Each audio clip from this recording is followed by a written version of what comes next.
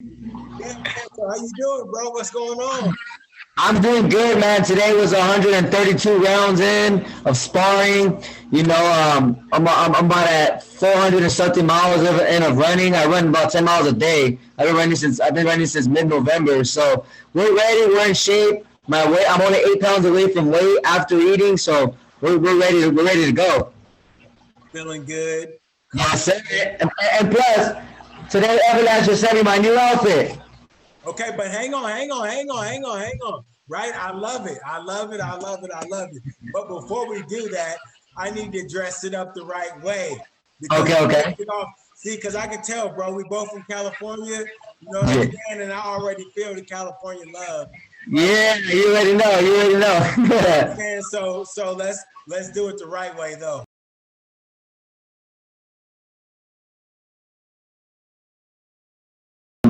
Yeah, man, I'm excited. I'm excited for this fight. It's gonna be good, man. It's a great show out, especially being on Showtime. Back in the days, I was fighting. I fought a couple fights on HBO, then ESPN, Telefutura, Channel Univision. So this is, and just recently Fox. So I'm just glad that that the fans that love boxing still remember me, man, because I was gone for a minute. I had questioned it for a while, like, man, am I gonna come back? And thank God for Greg Hanley, and Brian Schwartz and Michael Basil and Mario Serrano and my wife, for keeping me focused, for them 3 years I laid off. I was still in the gym, working. So that's why my last fight, it was like, this is Victor's coming out party, and then they're like, oh my God, he didn't even look like he left, but it's because I was in the gym every day for them 3 years. Right. And going back to that fight, right? I mean, there's so many things that we can talk about that fight. It This was a fight versus an undefeated fighter, Rafanes Encarnacion, 17-0 from the DR, a tough opponent. When we watched it initially for the first round, it kind of looked like it was going to be an even bout, and then by round six, it was at the end of round five. You sent him across the ring with an 18 punch combination Yes, sir. to end the round, man. Yeah, yeah. That's that right there. The thing is, from round one to about round three, was break them down, make them let him feel my power. Because I mean, after the first two punches I threw at him, his eyes opened up like, what the hell? This guy's supposed to be smaller than me. This guy ain't supposed to be punching that hard. By round three, we got into a little exchange, and then I still was right in front of him, smiling, throwing punches at him, hitting him hard, and that's when I seen it. That's when I seen the fight go from his eyes. Like he kind of went into survival mode at the end. Round four came out. My coach told me, calm down, don't run into nothing, don't pull straight back. This guy's right-handed. Make sure you slip inside to side, rolling under, catch his punches, feigning. All the simple basic stuff. But sometimes, fighters like myself, 300 fights, we don't respect these guys that don't, that have these records. To me, it's just a record. I fought against some dogs, and right away I see. And my coach is like, we're right now in front of the world. This is your stage right now. Let's look nice.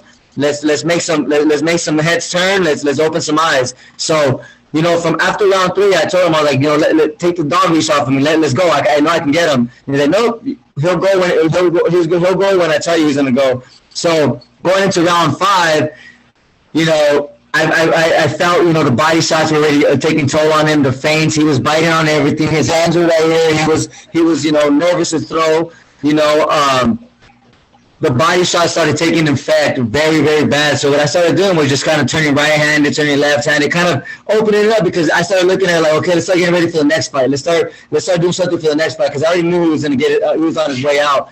But then again too, it's the pros. One punch turns the whole fight around. So you got to be alert. You got to be aware of what's in front of you. And I knew Ramphis was no joke. I knew he had that little pop, in his hand. But man, I've been in the ring with the best of the best, and everybody hits hard at this level. Everybody's in shape. Everybody's determined. Everybody got a dream. But there's levels to this, and that's what I told TGB and Fox and PBC. I told them, just watch. When it comes down to biting down and being a dog and but being skillful and all that, that's my area. I'm in the kitchen. I love the heat. I love it. So middle of round 5, I switched right-handed. No, the last 20 seconds of round 5, I switched right-handed. I caught him with that over right, and I seen his eyes roll, and I'm like, oh, I got you, but Brian was like, don't overshoot, just land. So that's when I just threw a flurry of punches. And after the 7th punch, I'm like, shit, everything's landing. So I just just kept running it. And then, and towards the end, I'm like, shit, the last, I think it was like from punch 14 to punch 18. That's when I actually started throwing a little bit of power on it. Got a little wild. When I got back, my coach yelled at me. He said, hey, what are you doing? Everything else you threw was perfect. Those last 4 punches, you started throwing wild. You started throwing wild. Don't run into shit. Don't get over carried away. This next round, and that's when my second win kicked in. I looked at him. He goes, your second win just kicked in, right? And I said, yep, I feel good. He goes, all right, touch the body, forget about the head. And I looked at him like, what do you mean? And sure enough, the first straight left to the body, then another hook to the body, jab hook to the body, because I wanted to hit his head. But after I chased him across the ring for the 6th round, once I seen that he curled up a little bit, that's when I was like, all right, I can have fun with this. Instead of looking like a wild amateur, why don't I just have fun and really make sure everything lands and I can take his fight away. I didn't expect him to drop because I wasn't throwing hard. It was just kind of speed punches. And when he dropped, I was like, oh shit, I seen his eyes roll up and I'm like, he's done. Even if he gets up, he's done. So it was a good call by his coach to throw the towel in because it was going to get ugly after that. I was going to really start sitting on my punches. Yeah, he definitely seemed to be lumbering or barreling to the canvas. Yeah. Kind of went back, boom, into the ropes. I mean, it was as dramatic as it gets, man, as KOs go. As far as guys not losing consciousness. I mean, he was still awake, but you can tell that he was hurt really, really badly. Yeah. Speaking of, earlier you talked about just being rough and taking it away. And I know that you're a Raiders fan, man. And yes, sir. John Gruden always says that you said that everybody has a dream earlier. It's exactly what you said. Yes. Gruden said that you got to be comfortable with killing somebody else's dream. Yes, sir. You got to be comfortable with killing somebody else's dream. Is that something that you think about and I ask you that because you're a guy that runs a lot. You seem to be very introspective. Yes. Those things that you're thinking about when you're running and when you're training, are you thinking about taking another guy's Christmas tree and just lighting it on fire? This sport is ruthless, I mean, boxing is just one of those things where, my father taught me this at a very young age, he would tell me, you want to have sportsmanship, you want to have class, but in this sport, you have no respect. You're a ruthless ass dog. You're a crazy dog. You're a wolf in a dog pound, It's you and him.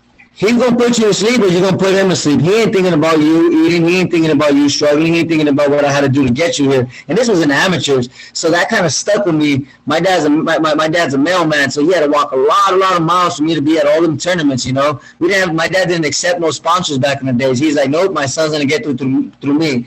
So now as a pro, I got a family. I got kids, I got a wife, When I'm running, when I'm hitting that bag, when I'm in that 12th round of sparring or 15th round of sparring, that's what comes out, that flame. It's like, I know that everybody in boxing, everybody has a dream. Everybody wants to be a champ, and out of the whole boxing scene, you're going to see 90% of them not make it, 10% of them get to the contender level. But out of that 10%, only 1% of them are going to touch a title. And I feel like I am that 1%. In order to have that 1% mentality, you got to be able to just run up in that house and throw the gasoline on that fucking fire, on that tree, bring it out and then warm your hands up while that fire, that the history is on fire. You know what I'm saying? It's ruthless, you know. And but at the end of the day, I'm a human being as well. You know, I look forward to these opportunities. You know, some of them are going to be wild. Some of the guys are going to get crazy. I'm from East LA. I'm a crazy motherfucker. So, you know, but I have sportsmanship. I'm cool. You know, as long as the guy's cool, I'm cool. But at the end of the day, it's about who's going to take that meal ticket home, and that's me. Right. And speaking of that, I've spoken to your opponent, raeese Aleem, really respectable guy. Had nothing to say negative about you. But in reading your press talk, I've noticed that you've kind of taken a tone that says he's getting knocked out. Don't care. He's getting knocked out. Where's that come from? And what makes you feel like that? You know, I just feel like, you know, styles make fights, you know, and I don't think raeese is so much of a fighter that's gonna get in the ring and gonna start boxing. You know, he's gonna try to bang, he's gonna try to bring the heat, and that's my type of fight, you know. And at 122, I'm a big puncher. 126, you might get away with a few rounds, and might get away with a few punches because they're a little bit bigger. But at 122, man, that's just my weight class. I feel like anything I touch just falls. Anything I can feel with the jab, like, you know, as far as my fights, my past fights go, those were my good knockouts. And nothing against him. Like I said, the guy's a stand-up, hard-working, nice record, you know, tough, not scared. I can see that, you know, and I respect that, you know. But, you know, with me, it's one of those things where, you know, I don't know. It's crazy. I don't like to sound too cocky, but just confident. You know, my confidence in me is I already know the way I'm going to fight him. I'm gonna walk him down, and it's gonna be fireworks for the first few rounds, and towards the end, you guys are gonna see that. You know, let's see. You know, let's see. You know, like I said, let's see if he can be durable enough to last the 12 rounds, and if he does, all my hat goes off to him. But like I said, is my pressure that Brian Schwartz has brought out of me, my left hand that he has developed for body punching, man, it's so beautiful. It's just working so well to where I just don't see no fighter at 122 being able to take that. Nothing against raeese Aleem. He's a gentleman, man.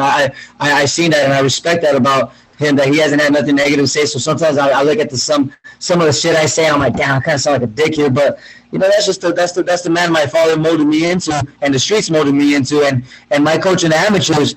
Man, Rodrigo Mosquera was not an easy guy to come by, you know. I mean, if we got in the ring and we came back, and he was like, why is this guy in the ring with you still? We don't belong in the ring with you. Get him the hell out. And we had 3 rounds, and I had 178 knockouts in the amateurs. So them times that I didn't get the knockout, I got in trouble. I got yelled at. Now, Brian comes to me with a whole other approach. He's showing me, okay, look it. Sometimes guys got great chins.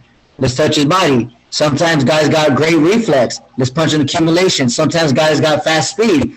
Let's turn him every time he thinks of punching. So it's like, man, me and Brian are like scientists in the sport, you know. We can put our minds together, and we have plan A, plan B, plan C, you know. And of course, I'm always going to go for the knockout. Not wild. I'm not going to run into stuff. I'm not going to be, you know, thinking my one punch is going to put him out. But setting everything up is a part of boxing, like Sugar Ray Leonard and Marvin Hagler and Hearns and Roberto Duran. You know, those 4 guys right there all had different fight games, but their perspective of boxing and their vision of fights was they were always going to put their opponent out. You know, one of them, Marvin Hagler, is going to rough you up and beat the hell out of you. The other guy is going to set you up with the jab. Thomas Hearns is going to set you up with a fast jab, touch you with the right and put you out.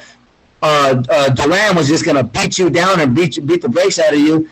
But Sugar Ray Leonard is my guy. Sugar Ray Leonard is going to beat you on his toes. He's going to look beautiful doing it, and he's going to knock you out with speed and power. So that's one guy I look up to, you know. But then again, too, you know, I got the Edwin Valero kind of a mentality where I want to just go and hit hard because I know I can hit hard with both hands. And then I got that little Manny Pacquiao because I used to be in Freddie Roach's all time sparring Monday, Wednesday, Fridays, and I used to see, man, this guy is beating the hell out of these 147, 154, 160s, and he's not even hitting them hard. He's hitting them with 11 punch combinations. So that's where you got to see a little bit of everything in my last fight. You got to see that little 18 punch combination. You got to see some body punching, the single jabs, the feints. I try to just mix up everything I see from boxing. I take what I like and I put it into my own style. December 5th, We just saw Ryan Garcia with the seventh round body shot KO of Luke Campbell.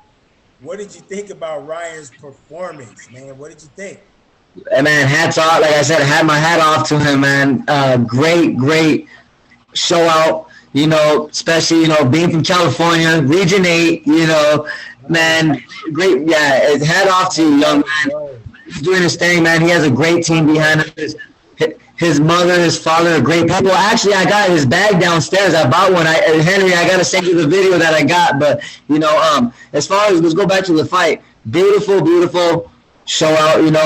It was one of those things where he learned from. He learned something that day. His confidence level went up a little higher because fight coming knocking out a caliber like that. Lomachenko couldn't do it. Leonardo's couldn't do it, and here he comes, and he did. And you know that Luke Campbell coming off of those losses, he trained his ass off for this fight, so he really wanted to get Ryan out of there. And Ryan overcoming that drop, a lot of people are saying, "Oh, Ryan got exposed."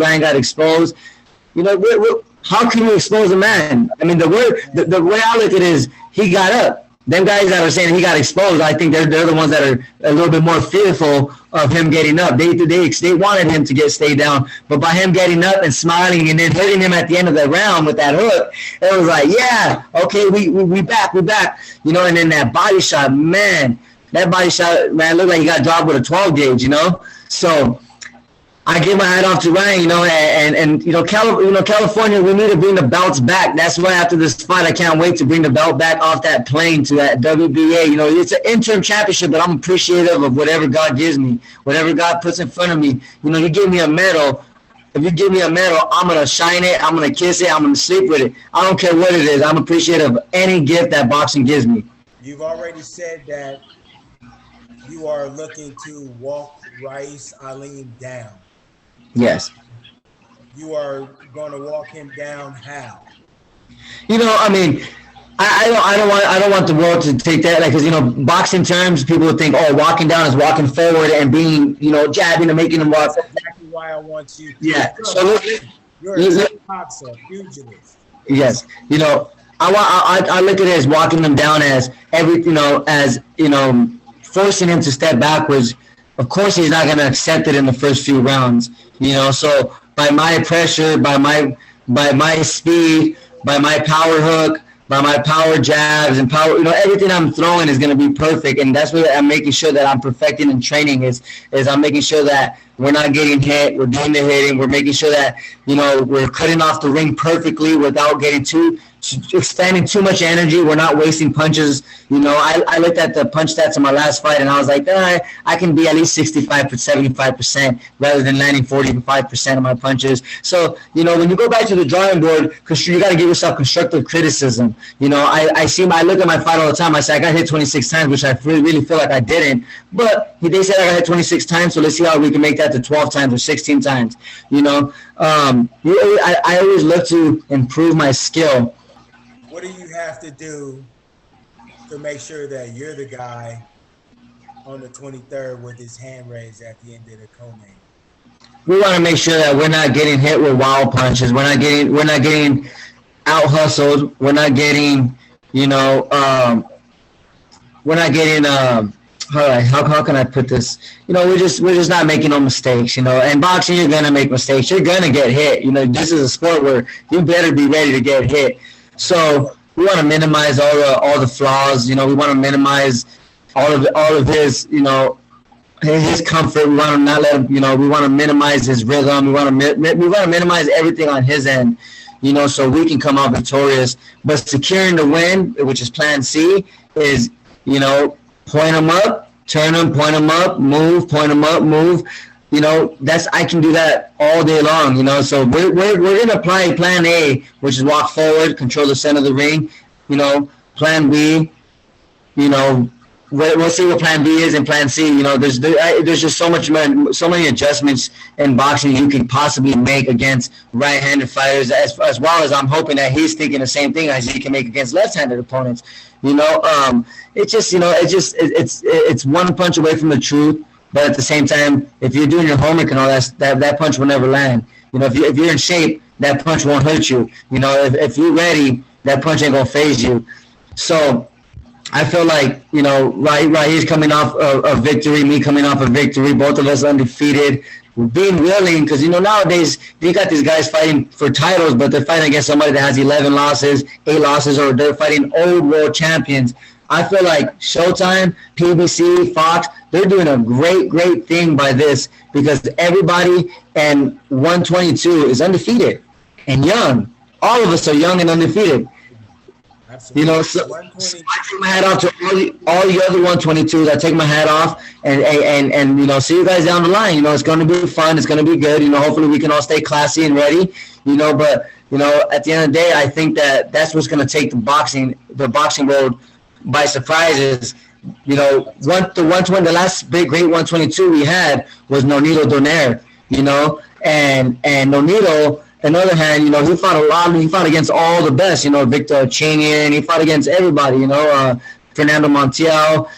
And I'm glad that I'm able to, because Nonito's a big brother to me. So I'm glad I'm able to be in this category at this time with this experience, this confidence, and this comfort. Because God knows, and everybody that when I was with Top Rank, everybody knew that I just didn't put in that much effort, that much time. I thought, I'm so talented, I can just outbox everybody. That's why all my fights in the beginning, I had one knockout. And then when somebody went the distance, one knockout, somebody went the distance. But if you look back at all them fights, I dropped every single one of my opponents. Every single one of them got dropped. But then the cardio would kick in. Oh shit, this guy actually did his road work. This guy's coming forward still. I'm gonna still box him and beat him. In that, now in that.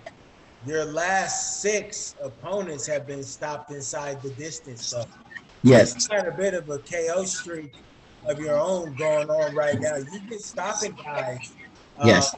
You've been putting guys down, whether it's KO, TKO, or just unable to come out of the corner. Yes. You've had a sundry of a different stoppages lately, man. So, one more thing that I wanted to ask you about in particular. I wanted to say, Vic, look up. Look up. Now, you're in the co-main event, right? You've got Angela Leo, right? And you got Stephen Fulton on the other side. Put yourself in the main event. How do fights with either one of those guys go?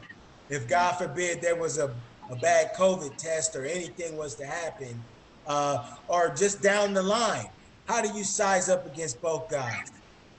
Man, I mean, you got 2 different styles. You got a guy that's going to bring the pressure and punch in combinations and rip the body, which is Angelo Leo, and then you got a guy that's going to pick you apart, touch the body, and hit hard. Like I said, and all these divisions, at this level, everybody can fight. Everybody can fight. Just people fight different. Some people, move their head more. Some people rely off their counters more. Some people rely off their power, speed, cardio. I fought against Angelo Leo. It would be a fight that where, there's going to be a lot of fire in the first beginning. It's just going to be – I compare Angelo Leo a lot to raeese Aleem. They kind of have a similar style, tough, coming forward. They're going to bring the fireworks. And then I feel like Stephen Fulton is more of a guy that's going to try to make you make mistakes and capitalize off of that and then, touch the body a little bit, I haven't watched so much, and this is, bear with me on this. I haven't really watched so much of them. I watched Angelo Leo's last fight against my boy Tremaine, and I like the way he displayed. He came out, he was throwing punches, he was running down. Tremaine is really smart, slick fighter. So if you let a guy like that catch the rhythm, it's better taking your gloves off and going home because you ain't gonna beat him. So I take my hat off to Angelo Leo for bringing that pressure and breaking him down. But then you got to give Tremaine Williams his credit too because he could have just said, "Nah, I'm cool. I'm gonna fight raeese Aleem," and he could have boxed raeese Aleem's head off, because that would have been an easier fight. No disrespect to raeese, but Tremaine Williams would have beat raeese eyes closed because he's smooth. He's smooth. He hit you, move around. But now if raeese would have put that pressure on him the same way that Angelo Leo did, then fights, styles makes fights. It's so crazy how people punch so different. People can say, "Oh, these guys fight the same way," but when this guy punches his right hand, he's shooting from the chin. Now, when this guy punches his right hand, he's shooting from behind his ear. So, I look at all that and I pick, and I pick all that apart, you know. So you know, if I would ever, if something would happen like that, you know, and I would move up, you know, we would stick to the same game plan because they're all right-handers. They're all right-handers, so we make sure that the front hand is always going to be tied up, and the right hand never lands, and we're, you know, breaking them to the body, breaking them to the chin, turning them, making sure we're never fighting on the line. If we fight on the line, it's because I want to, but you know, you got to fight. I just always fight in my fight, you know, and adjustments comes easy to me, comes natural to me. You know, 'cause, you know, fighting long tournaments as an amateur, you fight one left-handed, one right-handed, one tall guy, one short guy, one strong guy, one fast guy, and then tournament's over, and you're like, dang, I fought every kind of style this damn tournament. I learned something this tournament, shit, you know. So, you know, and that's how I feel. like like like Lennox Lewis, uh, like Lennox Lewis used to say, you're a pugilist specialist. Yes, Specialist, right? yes. No doubt. Shout out to Lennox Lewis, man. Yes, sir. Big hero of mine. Yes. So, you know, and in that again, and closing this out, man, you got an opportunity in front of you to take a step for a world title, uh, Yes. to close in on something that's been in your sights for so long, right? Yes, sir. When you look back at your life, do you think that everything bad that you went through definitely propelled you to now? Definitely.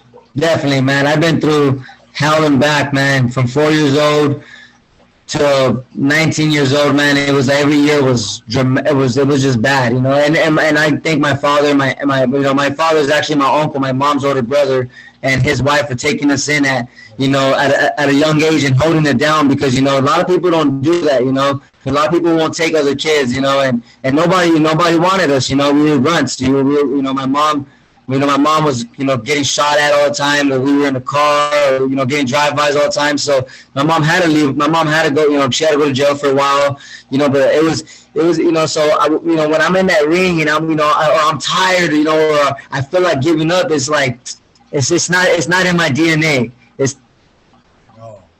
It's not in my DNA, and I feel like, you know, if it wasn't for the past, you know, I'm a firm believer of Christ, and I feel like without all them scars, I wouldn't know God, you know, and the only man I fear in this world is not of this world, you know, and I feel like that's humbled me, and that made me channel, and that made me realize and visualize and dream even bigger, you know, like to where it's like, you know, the sky's the limit, because look at where I'm at now. Look where I could have been if I would have followed in my mother's footsteps, or, you know, or I would have went the other way. You know, somehow, some way, I was always pulled back into the light, and God always showed me, this is my plan for you. This is what I wrote for your life. Now, a lot of people have great potential and a great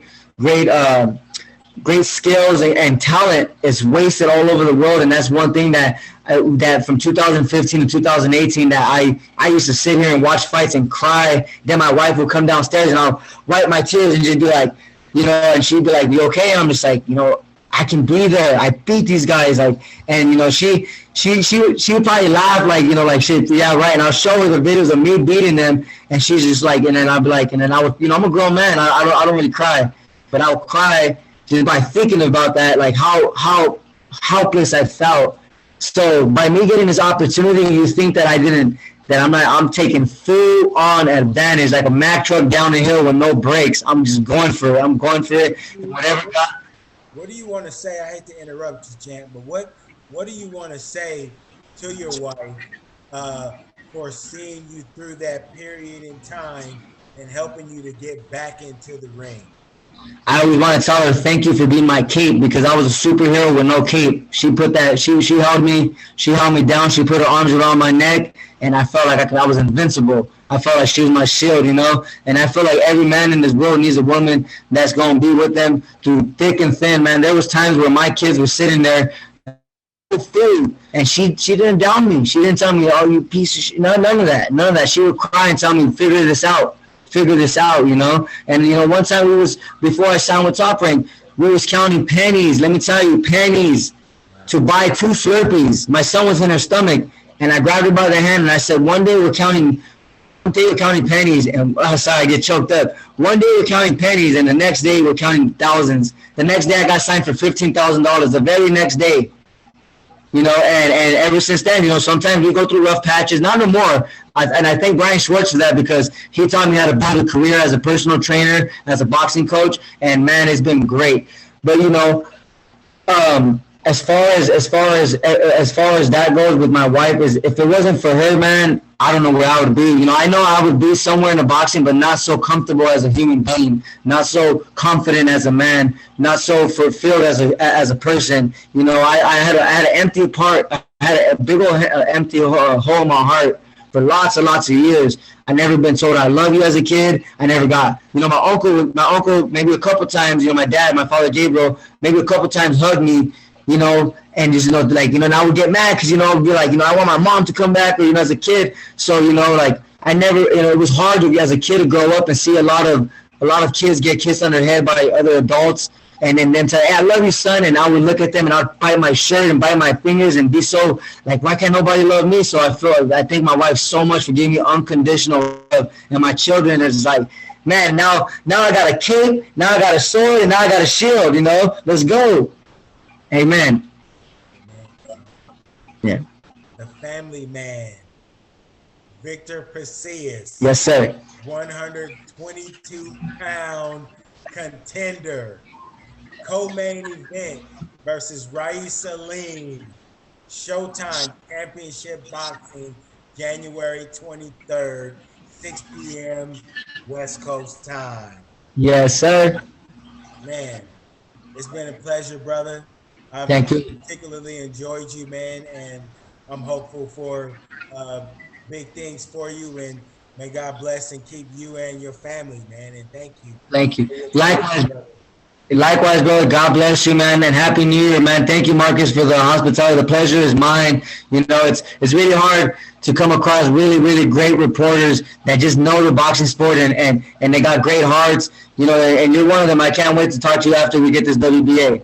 Yeah, no doubt, man. I'm looking forward to the post-fight, bro. Yes, sir. Right now. Let's post-fight, if it goes down, post-fight, bro. Right? Yes, sir. Yes, sir. Hey, regardless, I want to post-fight with both you guys regardless, man. You guys are upstanding young fighters, bro, right? And we want to keep a hold of everybody that we're doing business with, bro. So absolutely. Our hearts, man, at Fight Hub TV. Thank you so much, Vic. You have a good night, brother. Yes, sir.